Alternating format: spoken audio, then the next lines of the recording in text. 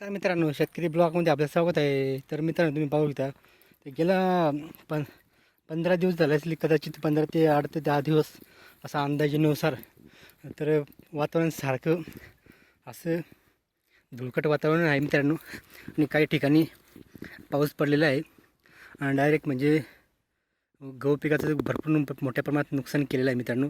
आणि गारा पडलेला डायरेक्ट गारा पाणी सहित आणि वारा सकट पडलेला आहे. तर हा जो गहू जसं उभा दिसत आहे तसं डायरेक्ट गहू खाली पूर्ण पडून गेलेले आहे. तर अशा पद्धतीने हा वातावरण झालेलं आहे मित्रांनो.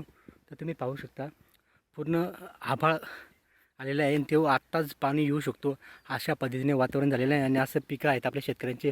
वाटाणा आहे, हरभरा आहे, परत गहू आहे, खूप साऱ्या भाजीपाला पिकं आहेत. ह्या असे पिकांना तर पाऊस जर आला तर त्याच्या खूप मोठ्या प्रमाणात नुकसान होणार आहे. कारण की होतच आहे शेतकऱ्याचं. कारण की हा निसर्ग हा कोणाच्या हातामध्ये नाही आहे. हा असं दिसून राहिलं काळं काळं. ते आताही पाऊस येऊ शकतो आणि आपला हा पीक सोन्यासारखा पीक आहे, त्याला तो डायरेक्ट झोपू शकतो. आणि शेतकऱ्याला असं एवढं मेहनत केलेलं पीक आहे, आज किती भारी हिरवगार दिसत आहे. आणि त्याला पाऊस जर आला तर त्याचं पूर्ण नुकसान करून टाकेल. असं पिकाचं एवढं भारी दिसत आहे. तर त्याच्या काय हालत करेल तो पाऊस, अवकाळी पाऊस.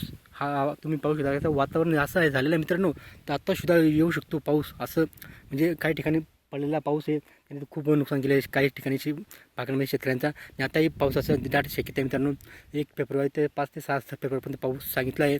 तो कुठं पडेल ते सांगता येणार नाही, पण ते जिथं पडेल तिथं असं पद्धतीने जे पीक आहेत त्यांचं खूप मोठ्या प्रमाणात नुकसान करू शकतो मित्रांनो. असं हा निसर्ग साथ देतो. तर कधी आपल्या शेतकऱ्याचा असं घास तोंडातलं घास हिरून घेतो असं हा वातावरण आहे मित्रांनो. तर अवकाळी पाऊस कधी येऊ शकतो. तर शेतकऱ्याचा असं संकटाचा सामना भरपूर करावा लागतो मित्रांनो.